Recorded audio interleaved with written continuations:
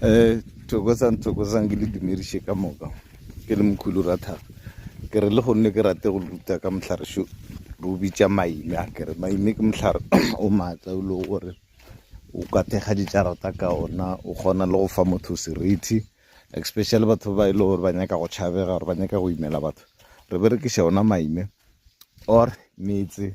gore motse o kgone go imela batho or dibata or ding re berekiša maime nakong ye ntšhi o ka o hlakantšha le bomakhulu a taua ke re go nyaka go ba le seriti or o nyaka go tšhabega so batho go le motho e le gore wa tseba gore o ka ba o le ngaka gore o phela o bereka ka batho too much a e nyake o prefere go phela o hlapa ka ona ka gore o tlo humana e le gore batho ba go tšhaba or wa ba imela a kere and then o tlo makala e le gore je client ga di satla go swana le ka mogolo a gale a kere so